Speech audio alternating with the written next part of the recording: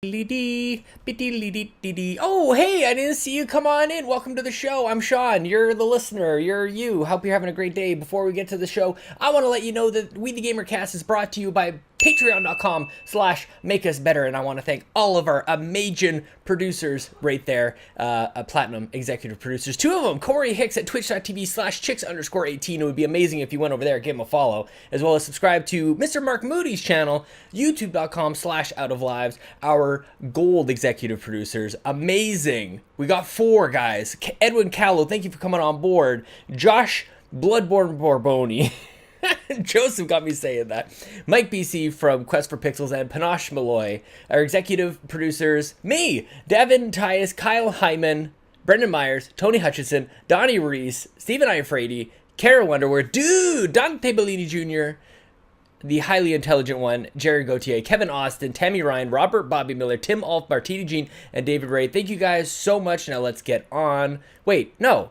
I gotta tell you that if you'd like to come on board, if you're not one of those people, go over to patreon.com/makeusbetter. It supports me in four ways. Number one, We the GamerCast. Number two, twitch.tv/Sean Capri, Tuesday, Wednesday, Thursdays. Number three, If We Ran Nintendo. Number four, the Xbox Drive. Bah, now let's do this show right now. We the GamerCast. Okay.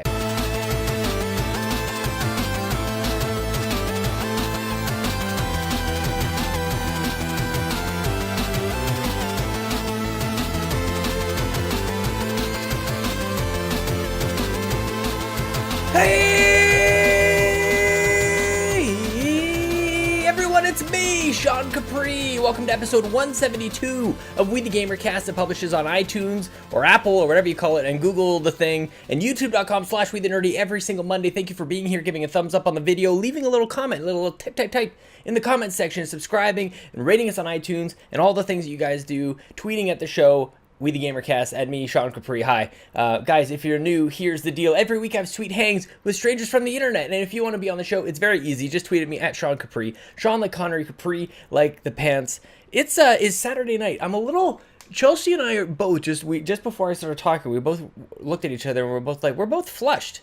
We're both very red, and it's not even hot. And I don't know what is going. Maybe we've got the furnace up too high because it's cold outside. We got to reach an equilibrium, guys. I hope that whatever that means to you, I hope you're reaching your equilibrium. Guys, we're going to get to my chat with Alan Plummber, who I've wanted to be on the show for, honestly, years. And we'll get to that in my chat, why it has taken this long, and the proof that I actually have wanted to have him on the show for many years. This is a chat that I really think you're just gonna feel good after. This is not one of those like nobody's gonna be crying, okay? It's not, it's just Alan is one of the sweetest people. Like, Alan, can I call you sweetheart? This is a sweetheart episode. Alan Plummber, one of my favorite people, man. So I hope you guys are gonna enjoy this. I wanna give you a quick update. Maybe I'm flushed because I've been doing a lot of yard work today. We've been traveling a lot. I was out of town a ton and just like trying to find the time to get outside and dedicate and clean up.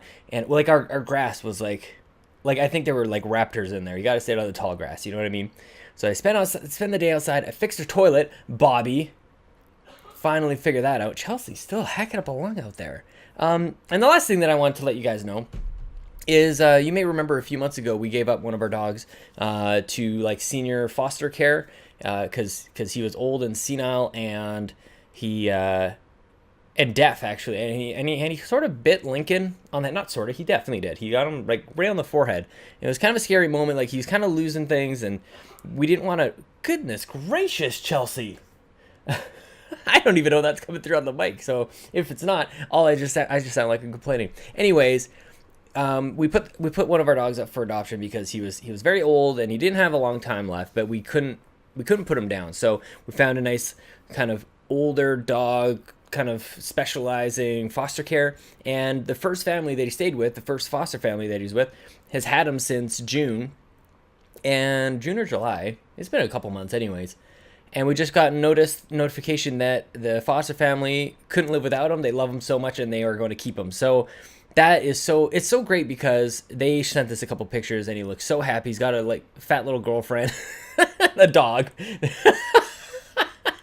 a fat little girlfriend dog, same kind of dog, a little like Sheltie Corgi cross, and they're both getting a little pudgy over there. So It was very nice to see, and also nice that he just didn't like bounce around from family to family to family. He's found a nice home, and it was a touching moment. So, but anyways, enough of that stuff. I want to let you guys know that if you have Xbox or maybe even PC and you got the Game Pass, Forza Horizon 4 is coming out this week. Some of you have already been playing it with the Ultimate Edition. I think was yesterday, Friday.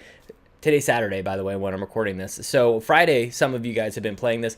And if you want, join the Mub Club. It's actually called Mub Club. You can search for the tag Mub. It's the Make Us Better Club. There's a ton of us on there. We can all help each other. We can do some co-op stuff. We could play some multiplayer games. And we can rise up in the rankings. Forza Horizon 4 is great. If you haven't heard me talk about it on the Xbox Drive, I did last week. And I'll be doing it again this week. I'm so stoked, guys, because every single week is a new season. And with new seasons come new challenges, and with new challenges come new cars, and all these amazing things. This is, like, the game has never done, the Horizon series, or at least the Forza series, has never done such a good job of, like, pulling me back in. So, and maybe this is what everybody's thinking about with Fortnite that I just haven't really got into. It's that weekly, like, I gotta just, let me just do this one thing, and then before I know it, it's gonna be like 6 hours of playing Forza a week. It's gonna be amazing. Also, surprise, I picked up Hollow Knight on Xbox, so I'll be talking about that on the Xbox Drive. So just go over there to hear me talk about that. And reminder, Assassin's Creed Odyssey coming out this week as well. I think I will be getting my hands on that one. So stay tuned to twitch.tv/SeanCapri. If I do, you will know because I'll be streaming it Tuesday, Wednesday, Thursday, 10:30 Eastern Standard Time in the PM. And I think that's all I'm going to say to you guys right now. I want to get into my lovely chat with Alan Plumber of Game and Talk at also of twitch.tv/ I don't even know how to say it. Alonzo Vega. We get into that as well. Here he is, one of the nicest dudes in the history of We the GamerCast, Alan Plumber.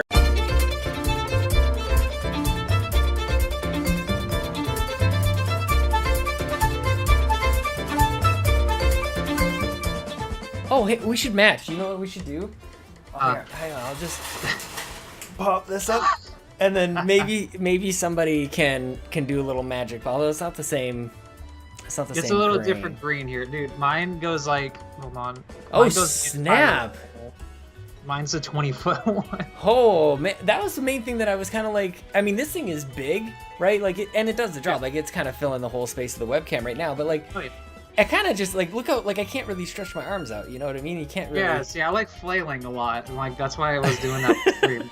I like flailing on stream. I like flailing too. We're flailers. Like, I'm just like, I don't know why my hands just go up like all over the place, and then it kind of gets cut off. And also, I like doing this thing where I will green screen somebody else's room behind me. So I like to point out like Joseph Moran's like peach posters that he's got on. She's doing her little like kissy kiss slips over at him. But that's a little bit. We'll make it just shut that down. Those things are expensive. I can't get those. I just got this off Amazon. I was just I just didn't, because I still wanted this. Like, that's the thing. Dude, that looks amazing. I just really enjoy having my toys, you know, for as long as they can have those things back there. But I have mine like right over here. Like, I have it a little bit off screen because I have like one of those desks that wraps around. Mm-hmm. So like I made sure there was specifically a shelf where I have all my toys and posters and stuff on the side. I kind of wish it were a display though. That's the one thing that's hard to do. It is hard, and it's hard to like. Well, I want to talk to you about your green screen too, because I feel like that's a better green overall. Like, my green, you can kind of see. Like, it's kind of funny. People watching the video, like, you can see the difference.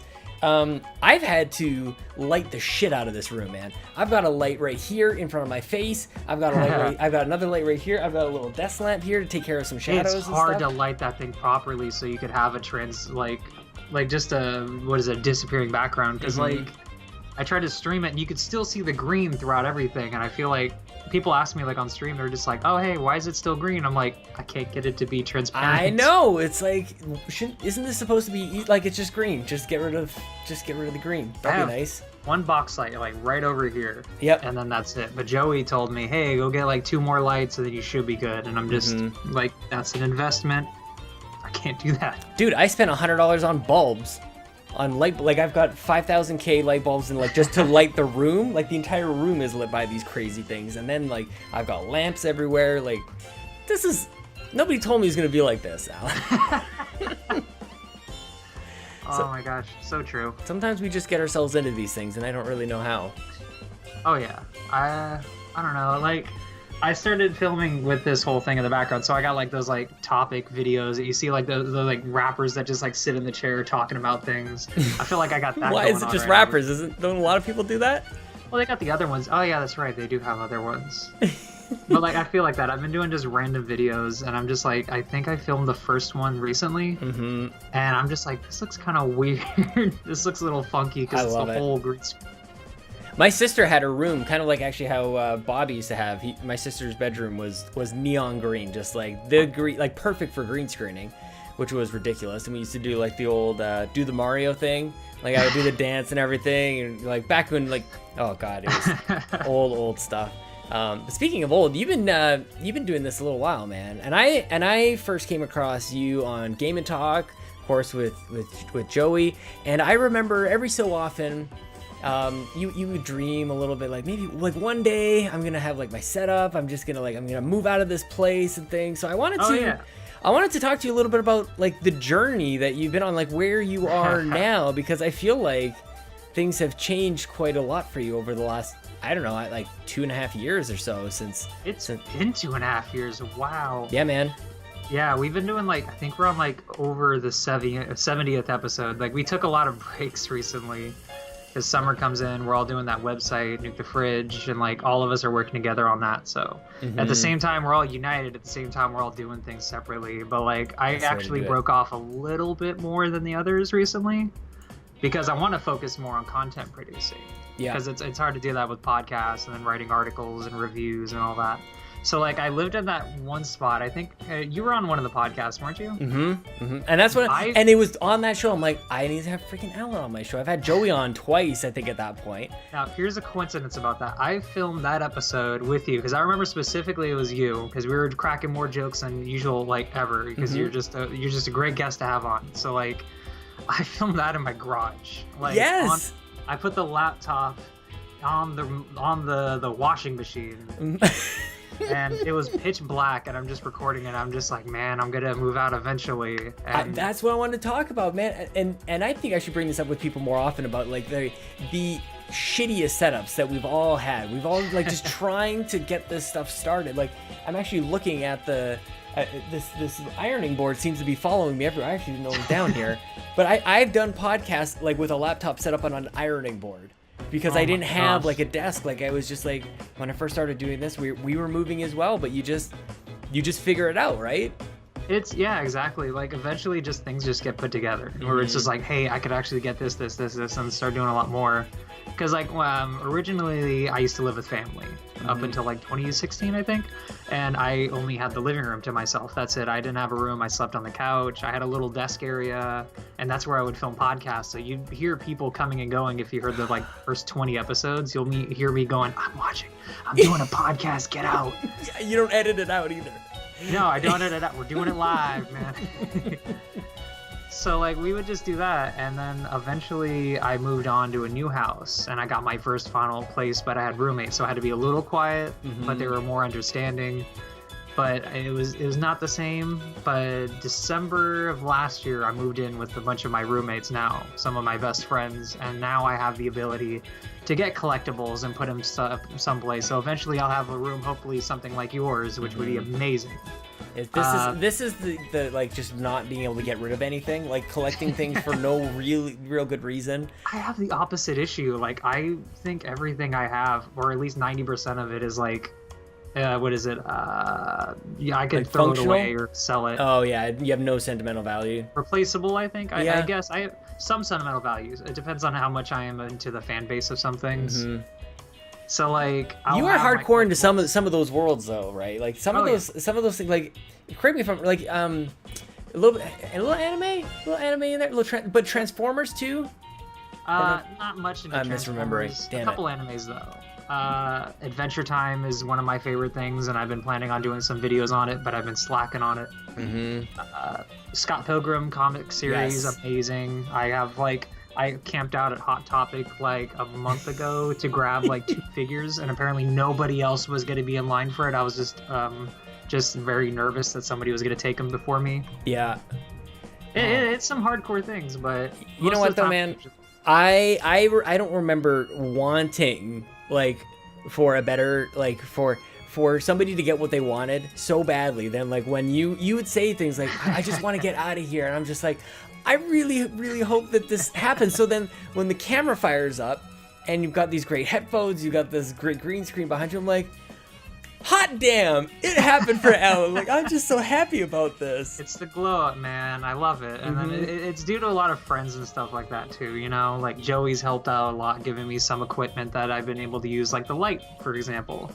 So I use that on streams, you know. It's like I said, just getting piece by piece together eventually until the puzzle's like complete. It's amazing. Did you ever have like, because I think a lot of people go through it, so it wouldn't be abnormal, but I'm always curious of like the journey that people go through. Did you ever have moments where you're just like, why am I even putting myself through this? Like, it's a lot of stress, and it's hard. It's so hard, especially when you get like, I had a Facebook page originally. I got off of it, so it's completely done. But it was Curly Supreme. I think it was the artist page originally. So I was originally artist, so I was graphic designer, and that's how I met a lot of friends from like that I know now from Twitch and YouTube and stuff, asking me for commissions. And it was like last year I took a bunch of them just so I could pre-order a Switch. So I was like, hey, everybody, all commission me at once. It was so many commissions that I stopped drawing for almost a year, like an entire year of just nothing. But I just ramped up like a month ago because it's stressful. Like I remember some guys didn't even get their commissions. They ordered in February. I didn't give it to them until like February of the next year. Wow.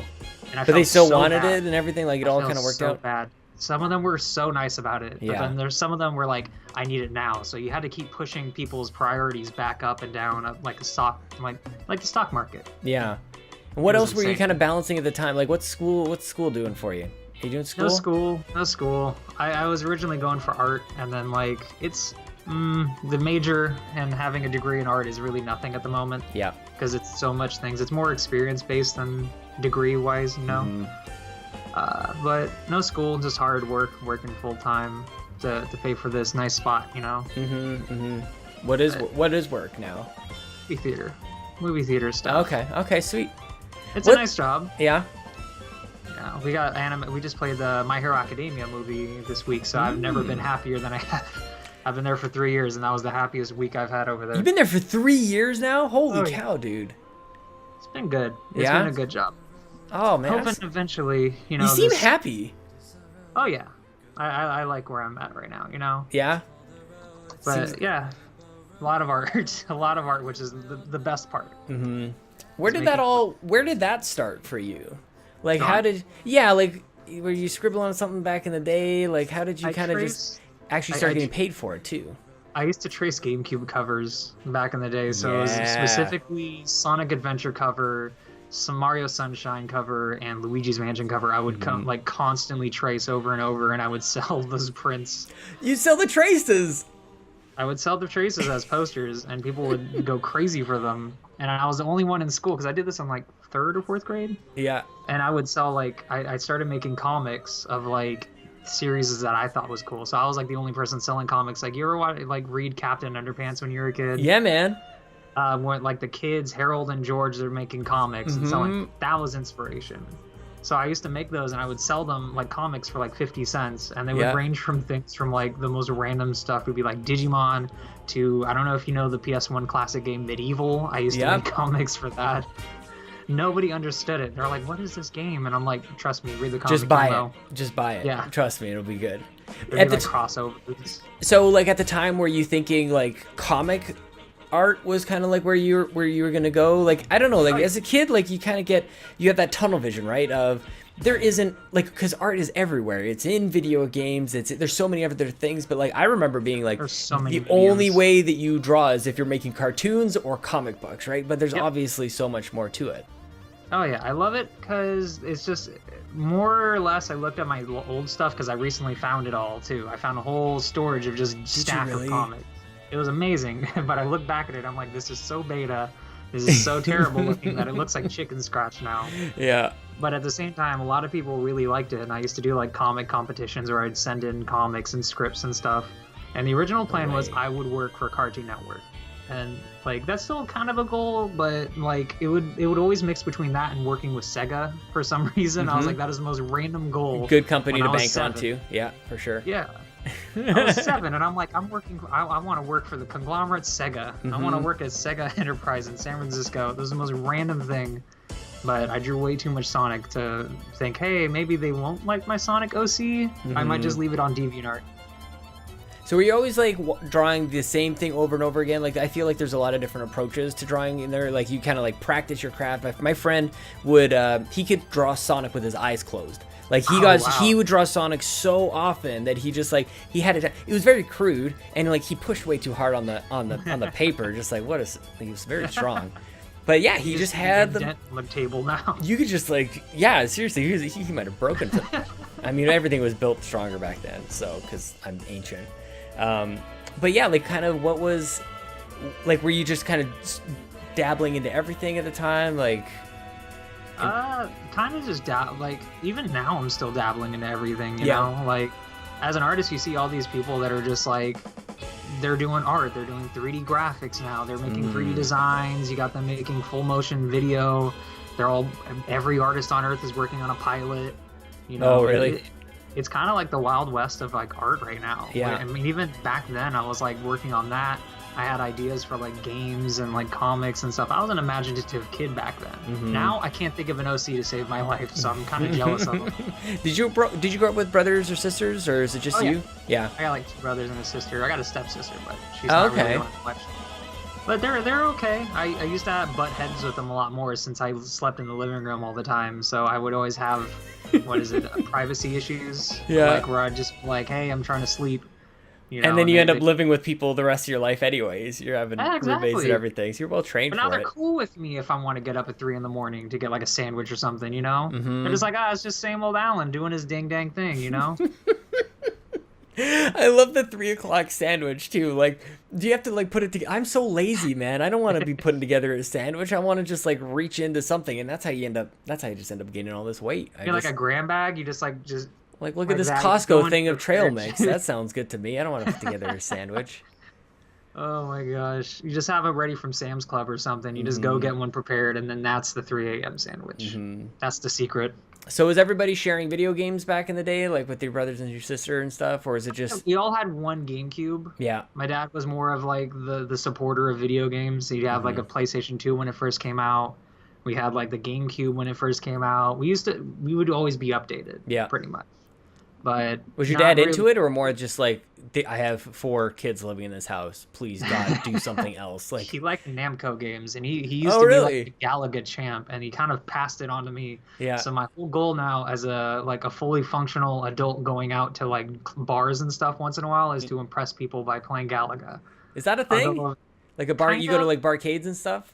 There's a barcade in my city, and I'd go there once or twice or so here or there. And I'd always go with a different friend, and I'd always blow them away with how amazing I am at Galaga. I'd go in there and be like, watch this, crack my fingers, put a quarter in the machine, and then I'd get a high score, and I would just sit there and wait for somebody to break it. Dude, that is a total time warp, man. That's like watching The Wizard and just like, oh my God, it's Lucas. He's got his freaking power glove, and he's so incredible and intimidating. Like, what? By video games? Like, we're just getting wowed by video games right now? I love how surprising like it is to see some people that are just so good at some games, just like when they see it at like a barcade or something, they just blow my mind. Like a friend of mine destroyed me at Tekken after I trashed him like so much in Street Fighter. Oh, and that's funny. Yeah, Tekken 2, I think that was the game. I was really good at Street Fighter 2, and I would play it, and then after he's like, I bet you won't be able to get me in Tekken 2. And I jumped on, and he destroyed me. Like I think he got like 2 perfects in a row, and I felt so bad about no myself. Chance. You just go home with your tail between your legs. All the confidence just gone. That's the thing with video games, man. They can make you feel super empowered, or just some kid can just make you feel kind of the worst. Yeah, all it takes is one bad game. I'm sure my son is going to do that to me at one point, where he's just like, he'll show me up on, it won't take much, but Fortnite or whatever it happens to be, just waiting for that day. And I'll be saying the things that I've always said I never would say, like, oh, my son is really good at computers. Like, he's just really fast with his reflexes and things. Kids are getting so smart these days because they have. See, all that's the what I don't want to technology. say. The kids and the technology. That's what I don't want to say. I'm 23. I think I could say a little bit, like a little bit better. I just did something today where there were like, there's a regional transit, like a bus card that you could get now digitally, and you could reload it and unload it and stuff to get bus passes. And I'm like, that's so much technological stuff. I can't do this. I don't want to so sign up and deal with it. They're like, you could scan it at the nearest barcode center at every stop, and I'm like, that's so much though. It's so weird. Gosh. That is I'm hilarious. just imagining how it's going to be in 10 years. But that's what I want, though. I want it to be, I'm getting, maybe now I'm at the right age where I'm like, I need that part of my life to be easier. So thank you, technology. So maybe there's this part in our life where we're at the resist stage. We're still like instead of like rebelling our parents, we're rebelling like the next generation. Like these kids don't even know the struggle. Like I grew up with dial-up, or I don't even know. There was no Bluetooth controllers back in my day. Exactly. Yeah.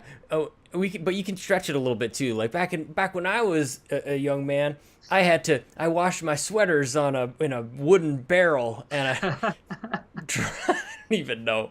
My washboard right next to the creek. Yeah, I had learned how to drive a car with a hole in the floor, and I had to use my heels to stop. I'd drive up to order my brontosaurus burger, and it would tip my car over. So I can't believe, like, so tell me about what it's like to be friends with Joey Ferris. Joey's a good guy. That's a nice answer. I like him. I love him. He's a good friend. And he's probably one of the biggest supporters of like whatever I do whenever I do it. Yeah. So it's like I disappear and he's like, he's off doing his thing. So I don't remember when you guys met. You guys seem like your childhood friends. I wish. I met first year of college, because I did go to college for a second. Mm-hmm. And I went for like a semester and then realized it wasn't worth as much as my time as I thought. So I remember I met him at a convention here, and I was still doing cosplay at the time. I was doing Zelda cosplay, so I was doing Link. And I showed up, and then he comes in with his like baby face. This was before the beard. No beard, yeah. Beard. He shows up. He's like, "Hey, can I interview you quick?" Sure. And then he makes the typical Legend of Zelda like puns that you hear, break a pot puns. Mm-hmm. Hey, oh my God, I'm with Princess Zelda or something like that. You know, typical Joey jokes. Amazing. Yeah. Zelda's a girl, guys. And I was like, okay, he seems cool, because, you know, when you're younger, anybody that relates to you in any way and talks to you about video games, you're going to be like, oh, that's cool. I like that guy. We're best friends. Yeah, exactly. I didn't see him for like 2 months after that. Or no, like a month after that. And like, I saw him at my college just sitting in the cafeteria. I was like, yo, you're the dude that interviewed me. He's like, do I know you? It was it was such a magical moment for you. And he's like, I don't even think of you. He was still kind of hanging with the cringy kids, so like he was still in that group. But even then, like I think we jumped on basically really quick and just talked about video games all the time. So I've known him since 2014. Mm-hmm. How did you ever get into like crossplay? Because like I didn't even hear about this until like way late. And cosplay's been really weird. Yeah. Because like it feels like it was an underground thing up until like 2012 or something. Until like it started getting up there with like those escape rooms and stuff, how they're popular, but they've been around for so long, you know. It's like that. Was it always sexy when it was underground? Was there a sexy element? No. There's always been people that take advantage of that kind of situation, where it's like, oh hey, I could easily sell pornographic stuff of people dressed as Link. I could, you know what I mean, like sexy Zelda. What is that? The rule? Is it Rule 34? Rule 34. Yeah. I don't know. They just make Rule 34. It's a lot nicer now. Like it's a lot more not discreet, but like a lot tasteful. You know what I mean? Like they do it justice, not just like a bikini with like some spikes on it, and they're like, oh, I'm Bowsette now. You know, they like actually do some stuff with it. That'd be all right though. I mean. People have done it. It's been a week. Bowsette has just completely turned the world upside down, man. Oh, dude, we were not ready for this. Of all the years, too, 2018 was not the one I would have predicted. Like, you thought it was going to be Bongo Cat for the meme of the month in September, but Bowsette just comes in and just takes the whole month. It ruins the stock market of memes. It is just... stock market of memes? Dude, it really is a stock market. We're over here at my job. Like, I got a couple meme experts at my work, which is the weirdest sentence I've ever said. That's awesome. We go to work and we'll talk about which one do you think is going to win meme of the month? Which one do you think's rising? And really? You know what I mean? Yeah, and that's been an idea of mine to do like a video where it's like stock market memes, like that guy that makes like stock market And videos. like you're buying them, you're slamming, you're yelling, you're Yeah, throwing he's the one things that at he the has the camera. buttons and stuff. Yeah. Yeah, You should exactly. totally I'm do like, that. You could put the whole like set behind you and everything with your green screen. just That'd be green really screen an funny. image and stuff, and then You just know have what? a little desk. I hate to pump his tires as much as we are already, but like Joey would be incredible at that. I would love to have Joey as part of that. Seriously, just go ape shit and just. So what is it? Wait a minute. We're skipping over something here. What is like? There's an actual job about like analyzing memes and like their popularity. I really wish there was. I just do that like for fun. Oh, okay. Because like a lot of people have been doing it. There's like a meme calendar where they're just like January, this is the meme. Amazing. February. Oh, that's You so know? good. So it's like people actually do look at each month of memes as if it's like a stock market. Which one's gonna be the highest one? Which one's gonna be lowest? Like Dogecoin or something, you know? It's like this month has been weird.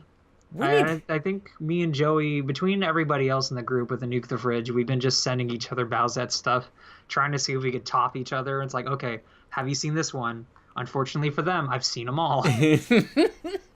But isn't that what the internet was built for, really? Like, we get all the bonus stuff of online play and, like, Skype calling and podcasting. But it was really meant for, like, I found a thing, I gotta send it to my friend so that he thinks it's, like, the most crazy thing ever. And then you go back and forth, and then you multiply that by billions of people.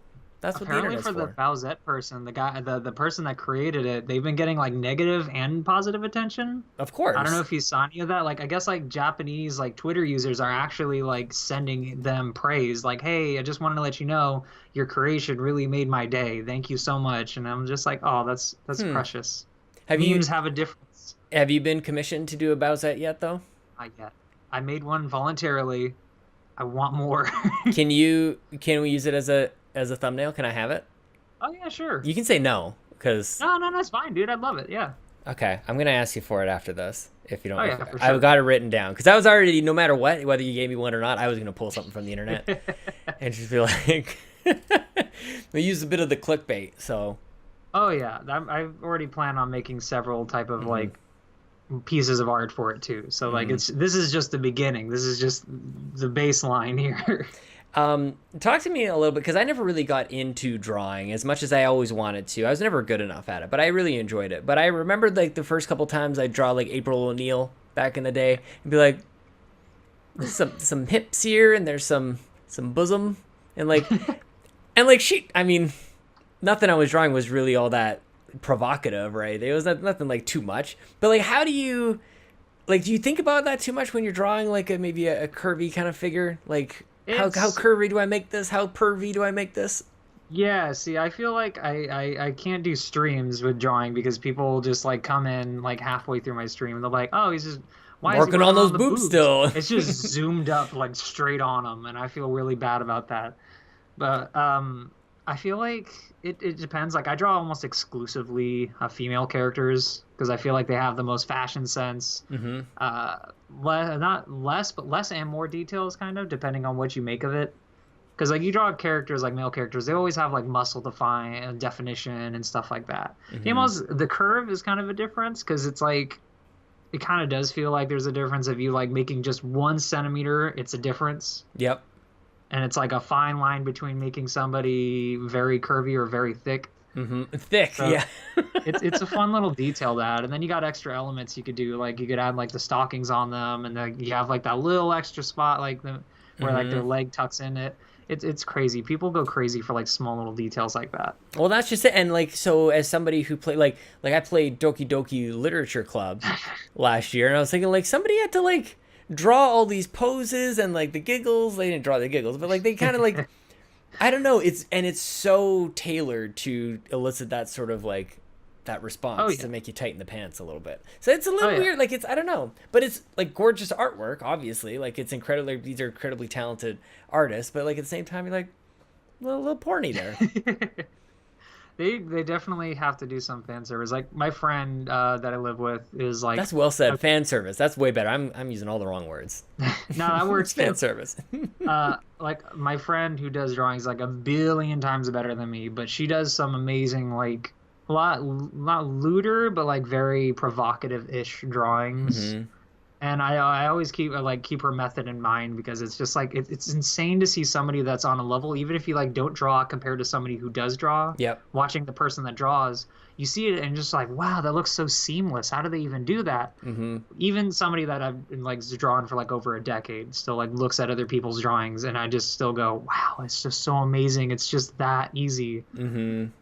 Because it does get stressful if you can't figure out some things. What about the different like styles though? Like, cause I do see that like some artists kind of stick to like a particular style. It's always like you can definitely see like Adam Leonard, for example. You can always tell it's an Adam Leonard drawing.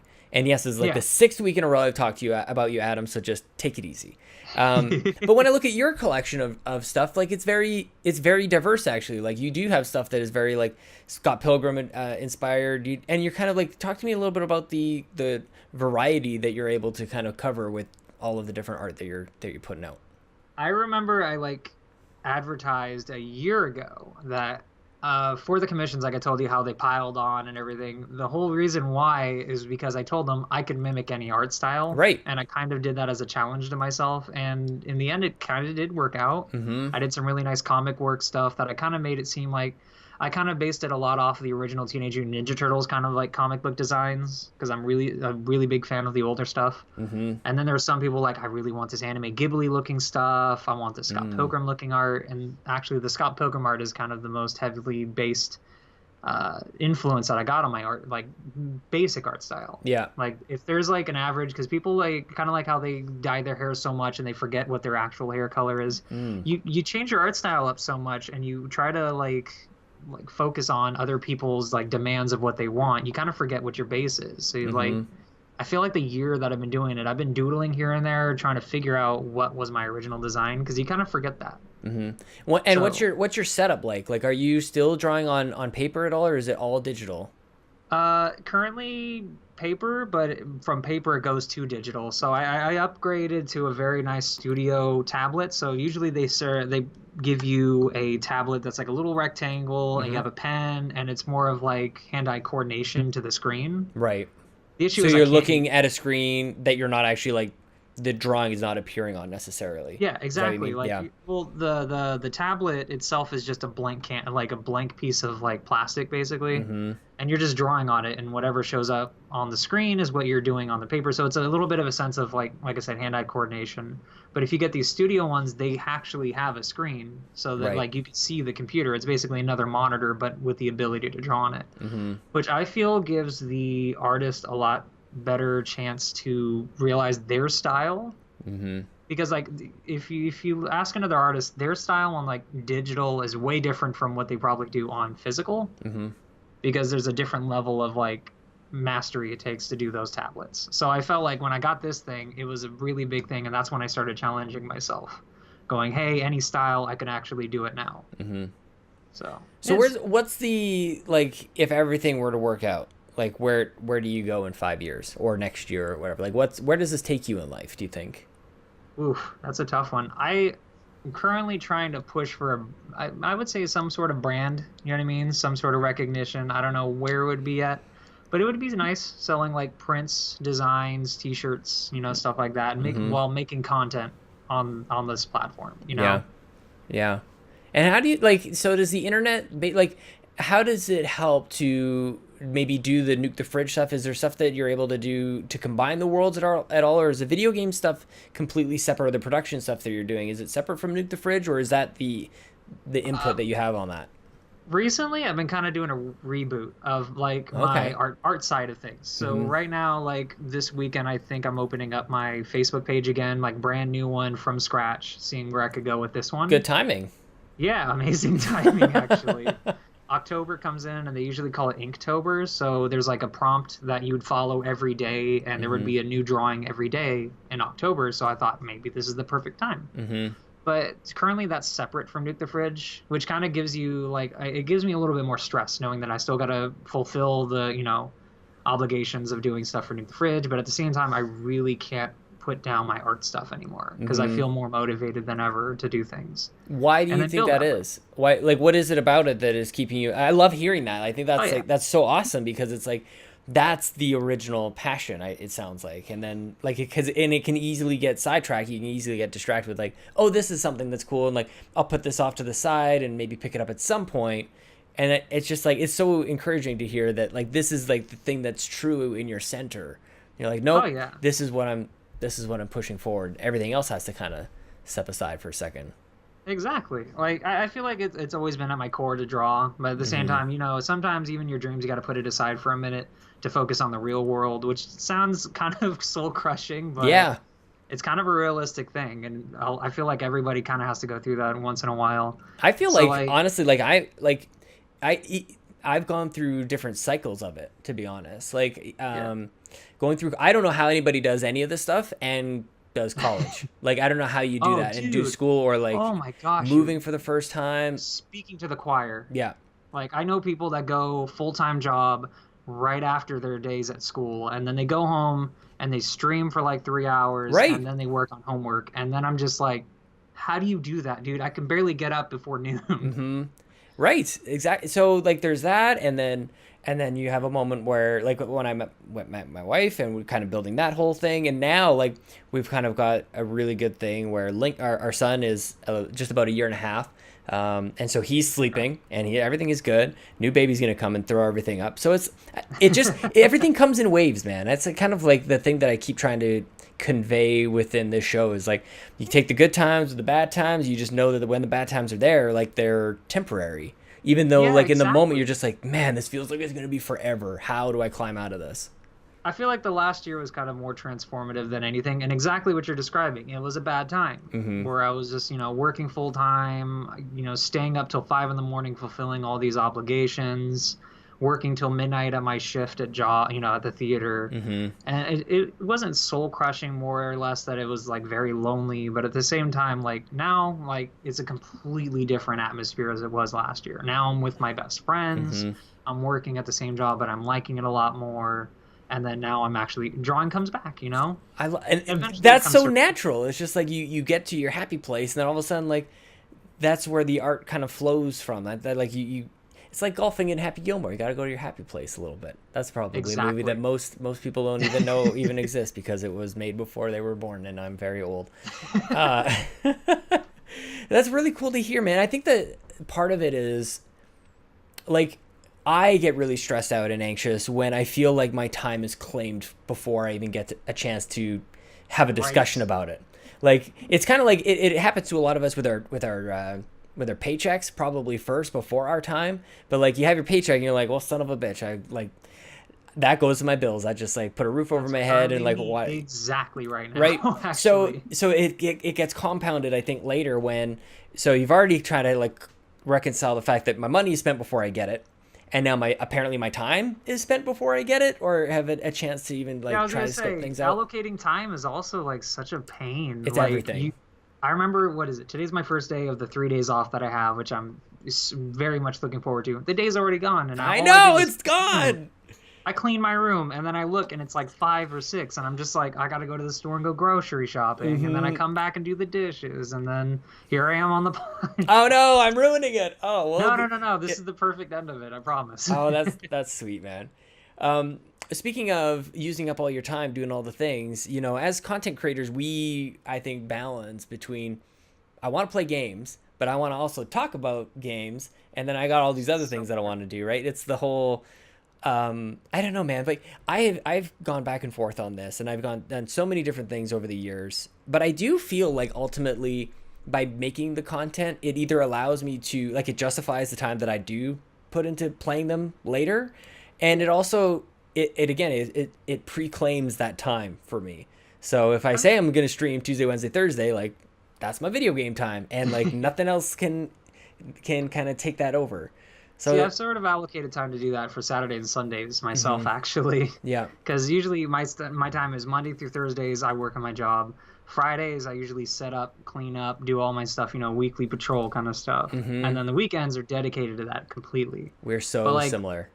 But as a content creator, you eventually want to do more and more, but even then, that more and more stuff kind of takes more and more time to do. So, like, making videos, people think you just pop out videos like nothing. Yeah. This could take up to, like, hours. I did stuff for Joey's channel, Commonwealth Realm, for a little bit, this past summer, and I remember the average video took up to like 4 to 6 hours sometimes, even for like a 12 to 14 minute video. And that's like when you kind of, yeah, exactly, for not a huge giant video. It's not a mecha like opus that you're creating. Oh yeah, but you still got to have that sense of like not cinematography, but very nice editing that keeps the individual watching still, or else they're just gonna be watching one long trailer looping over and over. No one's gonna want to watch that, you know. I've actually seen that. I've seen sometimes Really? on that. Yeah, well, and actually so there's a video game TV show. Did you I'm not sure if it would have been on G4's Reviews on the Run, and EP Daily was on, and near the end, it did seem like the writing was on the wall that like things were kind of a little tight, because you'd see them talking about a game for maybe 5 minutes, and you'd see like the same kind of clip sort of repeat itself. The same trailer like over and over. I think I saw something like that for like Bayonetta or something on that channel, and they would just show the same clip of her like jumping onto like a platform over and over. Yeah, man. I talked to Alex Van Aken about this as well. Like, you know, I don't know if you make videos any differently, but in my mind, they have to be, for the most part, like chronological. So you're working on the beginning, at the start. Maybe you might do bookends. You might have like your stuff at the start and the end. But for the most part, you're working at it from the start to the finish. So you're working on it as if the viewer's going to see it. So you have to make sure that you maintain that like attention to detail. Like when you start it, you're I'm doing like every transition, every frame, everything's going to be perfect. And you have to make sure that you carry that on. But it's so easy to go like, man, I am 6 hours into this thing, and can I just finish this? Like, who cares if it's like the same static shot for the last 2 minutes? Yeah. Constantly. I would get halfway through and go, okay, this is not my best work. And like, it would be that moment where it's like a fever dream. You just kind of like snap out of it, and you're just like, did I just do that? Oh gosh, no. And then you just like, I would just stop there and be like, I'll start fresh tomorrow, wake up, and then try to finish it, and then try to go through like second detail run through. So a lot of people have different processes from what I found out. Yeah. Like a lot of other like that's what I like the Nuke the Fridge channel right now, because there's like, I think like 4 different people making videos at the moment. You got like our friend Andres, who's working on like really funny kind of like video game donkey-esque like really funny clip parts from like a review, but it's still a review, which I really enjoy from him. We got the Game and Talk podcast, which is very much edited sometimes. Most of the time it's live. It needs to be every week, Alan. I'm sorry I don't mean to rip on you guys. So much every week. It's so funny. Oh my gosh, man. It is. And I don't know if like you get on Joey's case or what it is, but you're like, sometimes you just go on like, you just go off on your things. I'm just like, Alan is just so freaking funny, man. And I need more of it. It's so hilarious. And I remember saying to Joey when the first time he was on this show, I just remember your guys' show back then was like one of the first that I've seen just 2 people like do a one-on-one thing. And I remember back then thinking like, that is absolutely terrifying. Like, how do 2 people like fill the hour? How do you, like, I would rely on like 4 people to like, hopefully we can get to 55 minutes at least. And I remember just being wowed by your guys' back and forth. Oh, I'm sorry. No, I was just saying I was wowed by your back and forth. Thank you. Joey just has a lot to say. I think Joey's probably one of the most outspoken people I've ever like met, because he'll talk about literally anything for like an hour. You know, or just make a really goofy joke, and then I get on his case about the goofy joke. But and then I kind of bring the element of I like taking things on long tangents. You know, but you're very imaginative. Like you're very like he'll go off and talk about these things that he's very passionate about. But you're like, but what if I say like this little? And I can almost just imagine like the cartoon that's playing in your mind, and it's very happy. Exactly. It's like, I don't know. It's like ponies and fairies and just happiness. Just sounded a little gayer than I wanted it to. That works perfectly. But it was very jubilant. That my picture of your mind working is very just like cartoony. It's mostly just a hamster wheel with like a wizard hat just going through like a wheel. Why does he have a wizard hat? We don't know. He'll probably go on a tangent about it. That's so good. But I like looking at a lot of the spots that I come into on the podcast. What I provide is like, I like thinking of it a way as, hey, maybe there's a fan watching that would animate this specific part in the podcast. That's why it's so descriptive kind of thing. Oh, man, you should do that. You should take those little clips. Like they used to do like the Kind of Funny doodles, I think. I don't know if you ever watched Kind of Funny stuff. I remember that, yeah. That was like some of my favorite things, man. Take the favorite moments. Those are good. I used to watch those Rooster Teeth animated adventure ones. Like they have like stick figure drawings of like some of the segments of like their 5,000 episodes. That's crazy, right? And I would always, yeah, exactly. We're only on 70, but if we didn't take that 10 years of breaks, You'd be we'd right with me, probably be man. on, I'm 170. You're 172. yeah, exactly. We're very much less than 100 still. We took a good summer off. I think everyone's Yeah. coming back eventually, and we'll probably be doing weekly stuff. It's just hard with everybody's schedule, and especially when I'm trying to. I told them all Fridays, but Fridays don't cut it with some of them, so, we'd Right. have Well, to. that's why we're doing this on Friday. Friday, as it turns out, is a great night. And I'm like, and honestly, this morning or yesterday, I was like, okay, Saturday's kind of a gong show for me. Who do I know in the Pacific time zone?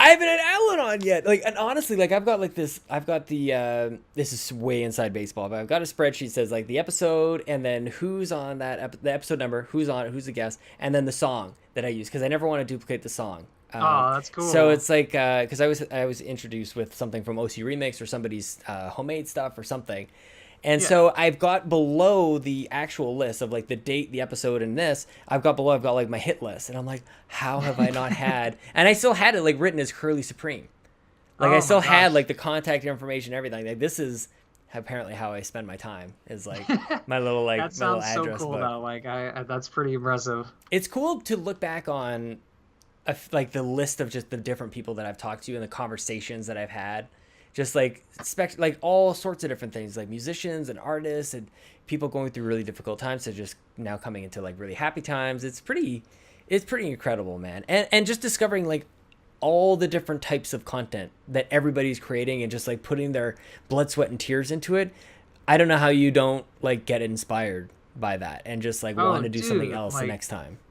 I kind of went away from Twitter after a while because it kind of just felt like an empty platform. Yep. Like you'll see like I don't know if you get it where it's like, oh hey, I have like so and so followers, but I only get like one post, but like one like per post. That really affects me as like not only as a content creator but as an artist. Right. Because just like content producing, it's like you get like 500, like you put like 5 to 10 hours on like a project, and then you only get it met with like 2 views and like 2 likes. It's a little discerning.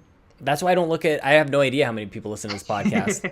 I've never looked at the numbers on any of it because I know no matter what, man. And I've said this before a few times, so people have heard me say this, but like whatever the number is, I'll probably be dissatisfied with it. If the number is 500, I'm like, why isn't it 1,000? If it's 5,000, I'm like, why isn't it 10,000? That's a good mindset to have, though. I like that. Like I kind of dedicated my platform for Twitter mostly for the past few weeks to sharing like a bunch of artists and stuff like that don't have that much recognition, and with the hopes of hopefully this reaches at least one person who follows them. What's the art scene like where you live, like the physical like community? Because like I know for my brother, he was his heart was in music, right? So he trained to be a musician, but then he like went out and like the city that we live in, it's just like there's nothing. There's like maybe a spot on like one street where like on the corner all the jazz musicians like would gather, and that was it. But then he moved to Vancouver, and it's like that city is very like liberal arts, very just like let's all support each other and things like that. So I'm always curious where people are. I think physically it almost gets overlooked now because we're all on the internet, so you don't really consider what is our physical environment like. I also feel like with some cities, like currently like Sacramento's looking through like a very large like what is it called, gentrification. So like a lot of new things are coming up. They're looking at a lot of artists. But if I would consider how the artists are in the city, I would say underappreciated, really. Yeah. Because they're focusing on artists from outside the city, which I remember I got particularly mad because they had made a brand new center. It's called the Golden One Center that they have downtown, new arena. They got the Kings, they got ESPN Finals, all that fun stuff that they're doing. Or not ESPN, whatever it is, the college football, NCAA. There we go. But they hired this like $2 million sculpture or statue or something outside, and they hired some dude from like New York or something, and it was $2 million, and it had no representation of the city. It was literally just like a plate glass, like 6-inch thick, 10-foot statue that apparently looks like Piglet if it was in like one of those church stained glass windows. Amazing. So everyone calls it the Piglet statue now. Now I kind of want maybe like, that might be the thumbnail instead. But like, and I remember going to college even for the one semester, seeing all these like underdeveloped artists even are just amazing. Like, some people are just like, you could see who are the mosaic guys, who are the graffiti guys, who are the really nice like making really contemporary art guys, graphics. it's insane how like not underutilized, but actually underutilized how it is in the city. I'd feel like the city would want to get more artists. So it feels more underground with the art scene here. So aside from like actually creating the art, like how do you engross yourself in that world? Like for video games, like I listen to podcasts, I play the things, I read up on stuff, I'm reading reviews, I'm actively consuming as much as I'm creating as well. Like I'm in the video game world. So I don't know, but I don't know what that means like for art. Like how does that is there actually an analog? Is there a comparison that exists in the art world? It's really weird. Twitter is kind of like the best place I would say for artists at the moment. Yeah. Facebook's kind of cool, but Facebook kind of tends to hide your posts. Awesome. Which is best part. Thanks. Best part of being zucked by the artist. The real artist is Mark Zuckerberg himself. Yeah. But like Twitter is the best spot I would say to like put your art out at the moment, because the hashtag is so easily accessible that you just like type it in, boom, you have every piece of Bowsette fan art you have. But like what are you consuming? So like I'll give another example. My wife, she's in the mom world, man. Like she's in all these different like Facebook groups to learn about like how do kids teach themselves how to eat, and like what do you like when should they learn how to, like tips on how to teach them how to talk, and she's like in it. She is a sponge, just soaking up all the information. And I remember when I first started getting into games back when like my dad got me a PC Gamer magazine. I remember the specific decision of like I'm like I don't know any of the words that they're talking about. I'm like I don't know what a 3D graphics card is, 3D FX thing that they're saying. I don't know the words or what's a resolution. I didn't understand it, but I remember thinking I made a conscious decision of like I'll just read it and I will come to know it just by reading it. Like it's almost like language if you just surround yourself in it. So because the reason I asked, because you just kind of like with a lot of love, I think you mentioned like, you know, the graffiti guys or the mosaic guys, and I'm like, I don't know any of I wouldn't be able to name those things off the top of my head because I'm not in that world, but like I know what you mean when you say it. I'm trying to understand kind of how do you know what all of those things are? How did you come to be cultured in art, I guess? Some people are just like, they kind of just brush up on it. Like you said, with the PC gaming, like I kind of just followed a lot of groups and stuff like that that would like talk about it, or I would actually try to find like an art gallery or something in the city that would be like representing some artists that I would know or anything. Mostly if there was something SAC anime and like a lot of these conventions that you go to, you see an artist alley of just hundreds of artists who are ready to that are just craving your attention. Yep. So I would just go over there. I would love finding my favorite ones, just sitting there, be like, oh, hey, you from here? Really? Did you go to school here? Did you do this? And like some of them have given me some good answers. And then because of them, I found like a couple places that they have, like there's like a comic shop downtown that does like art meetings once a month where they have like, up and coming artists for comics that are trying to make like published comic books and works and stuff. So it's kind of weird. Like I said, it's really underground in this city more than anything. You have to like look more than anything. But it's there. It's there. It's hard to see. It's like right there. I wouldn't say plain sight, but it's like low opacity. You could kind of see it. And it's also that tricky thing too, where like you know it's there, so it can still be yours, but it's not big enough for it to be like this booming thing. But if it was, and it would be mainstream, like maybe that's not really good too. Like I think about a lot of the bands that I was into back in the day. I was like, I really just want them to make it big, and then they make it big. I'm like, man, these guys suck now. Like they just, you know, or even like Comic-Con itself. Like you go to San Diego and people talk very fondly about the old days, and it was this underground thing, and now it's mainstream. It just becomes something else. So it's almost like a be careful what you wish for kind of situation. Oh, exactly. So I don't know how the booming art scene in Sacramento would look if it actually were to happen. I feel like there'd just be a nice like mosaic or like a piece of graffiti on every side of a building in the city. That sounds all right. That sounds like a nice city I'd live in. That sounds all right, man. So the last thing I want to ask you about is the stream. So are you playing games on streams? Are you mostly doing creative streams? Like what can people expect when they, and I don't even know how, are you saying it Alonzo Mega? Yeah, Alonzo Mega. I kind of just came on that one on the fly, to be honest. I want Curly Supreme back. I really liked Curly Supreme. Really? Yeah, I liked it a lot. But I don't want to mess with your mojo, man. Alonzo Mega is pretty spectacular as well. I feel like Alonzo Mega comes up with a recreation of like what I want to build up to be the right thing. Because like, you asked a question recently, like earlier, like what I wanted to be, like where I wanted to be in like a year up to 5 years. And it's kind of like, if I would describe what I would want to be looked at as, it's kind of like the what is his name? Gosh, why is this giving me Donald Glover of like content creating? You know what I mean? Where it's like you don't need to know every second that he's tweeting. Just know that something's coming. Yep. And I love that idea. So like Alonzo Mega, I felt like it was a very clean cut name, really good. It describes me because apparently some people have called me Alonzo once in a while. So I was like, okay, Alonzo Mega is a good name. You could cut that to AM. It's nice. It's pretty. Yeah, see what I mean? I start to think it's sort of like if Power Rangers was created in Europe. It's kind of what I'm thinking. Like it's like Megazord, but like a fancy Italian guy named Alonzo, or actually Alfonso is what I'm thinking. Saban's Alfonso Mega. Alfonso Mega. That's that's your European counterpart, Alan. That's so funny. That'd be. Is it gonna be more like Beetleborgs, or is it gonna be more like VR Troopers? That's the more question. VR Troopers, I think, for sure. Okay, that's good then. We're living in the good timeline then. That's so funny, man. The creative streams haven't happened yet because I'm trying to get used to like the stream. Like lately, I've done 2 weeks of streams. And so far they've been more of tests more than anything, of just like getting everything all set up. Yep. What's good, what's working this way, what's working that way. And it's been met pretty well. Yep. I like a lot of the people that are coming through, and it's getting a little busy.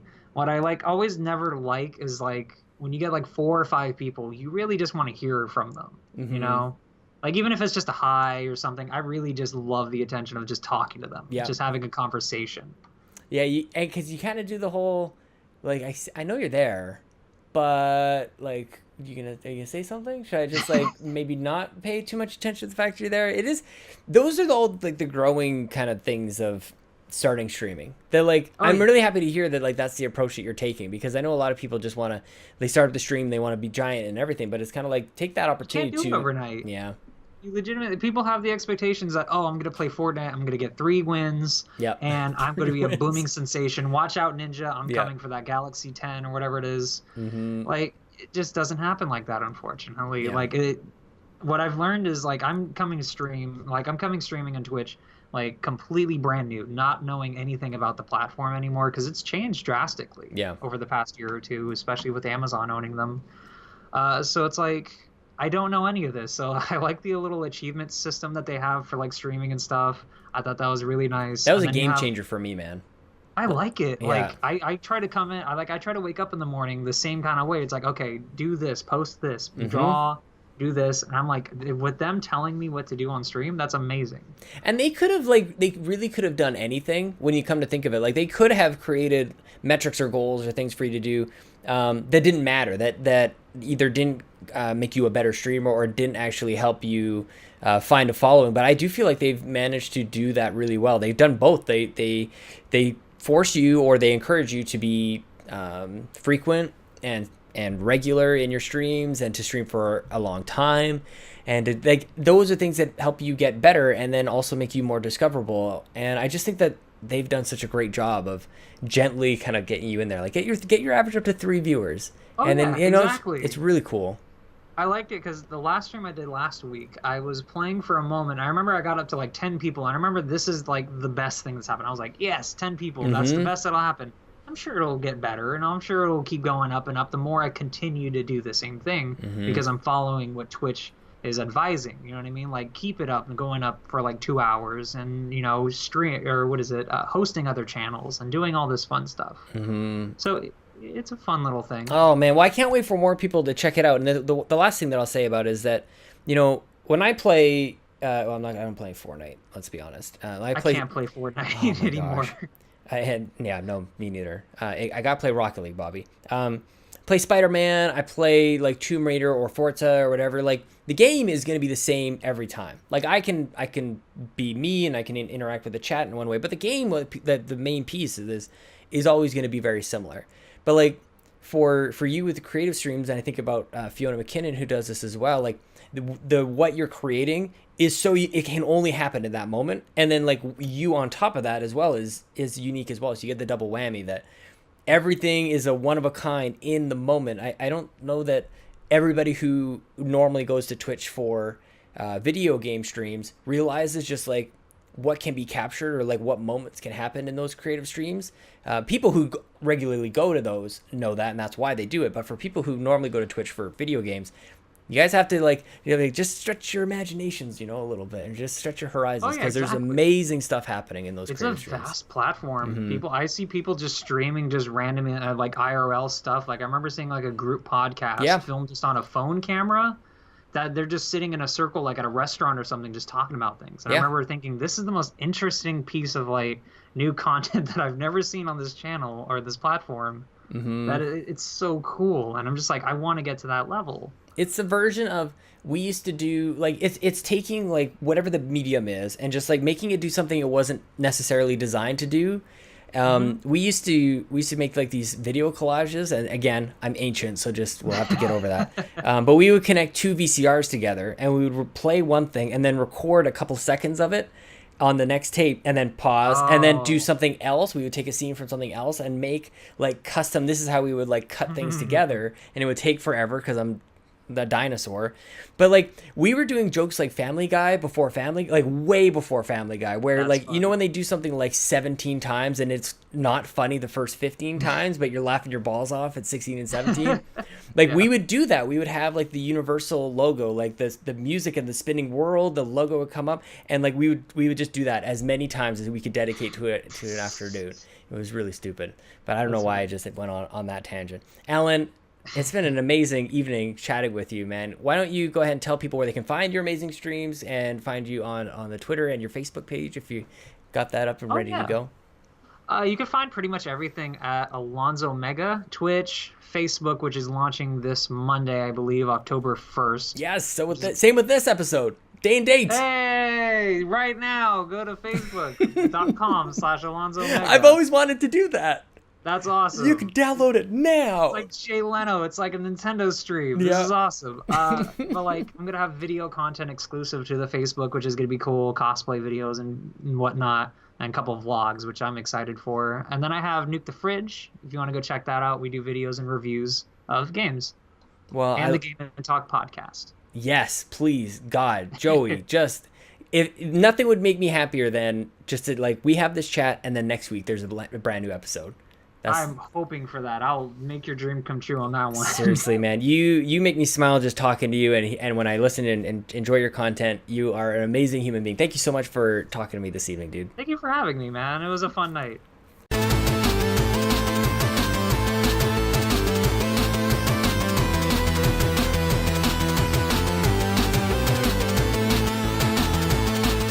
I don't know about you guys, but I feel like Alan might be one of those kind of people that like you could go up to and like say something sarcastic, but he sees the positive. Like I think even more than me. Like I don't know, man. Like it makes me feel like a complete farce. Like I'm just faking it. Like I try to be like, as positive as possible and like Sally Sunshine and all those things. And I'm like, compared to Alan, I'm like, I don't know that I hold a candle to it. It was so awesome talking to him, and he came on the show with like almost no notice. And at this moment in time, as I record this, I don't have the picture that we talked about yet. I hope that we can get it. I'm just checking my messages. I don't have it yet. The music was Mario. It was from OC Remix. Why didn't I write it down though, guys? It's almost like I've never done this before. It's called A Road That You Go. I don't like that name. OCRemix.org. Pretty much because Fluxipose said so. Anyways, thank you guys so much for listening and being here. YouTube.com/WeTheNerdy every Monday. Also on Apple Podcasts. That really trips me up, guys. iTunes and Google Play. You can't rebrand something after that many years. I don't care. Why rebrand? Anyways, follow me on Twitter at Sean Capri if you like. Follow the website, We The Nerdy. Follow the show, We The GamerCast. It kind of helps. It definitely helps. You know what else helps? Go into patreon.com/makeusbetter. You can leave $1 and help the best Patreon on the internet. One-stop shop. You help myself, You help Mark Carabin at the Warp Whistle. You help Donnie and Kevin and the whole team at PSVG. Looking forward to all those standalone podcast feeds, by the way. If you guys don't even know what I'm talking about, go to patreon.com/makeisbetter. Or I can just tell you now, we hit our goal, $400, and thanks to all of you guys. All the weekly shows on PSVG are getting their own standalone feeds, making them more discoverable, more shareable is probably the biggest thing. And then you can rate them, and we can like barrage the Nintendo Shack with 5-star ratings and get them trending and all those good things. So let's do that. I'm gonna just take over that show. I'm gonna kick Jason Lacey off that show. I'm gonna take it. It's mine. It's not mine. That was really rude. I don't know why I said that. Also, Nintendo Nostalgia, of course, but I'm running out of time. Thank you to our artists, Gary Gray and Adam Leonard, and our video designer, Antonio Guillen. Otherwise, this is episode 172 of We the GamerCast. It's now in your ears and your eyes. I'll be back next week, and I hope you're there too. Now it's time for my boy, your boy. You know who it is. It's time for Jason. Jason, yeah! Jason! Jason! Jason! Jason! Sean! Sean! Sean! Sean, where are you? Jason! Jason! Jason! Sean! Sean! Sean! Sean! Sean! Jason! Jason! Jason! Jason! Jason!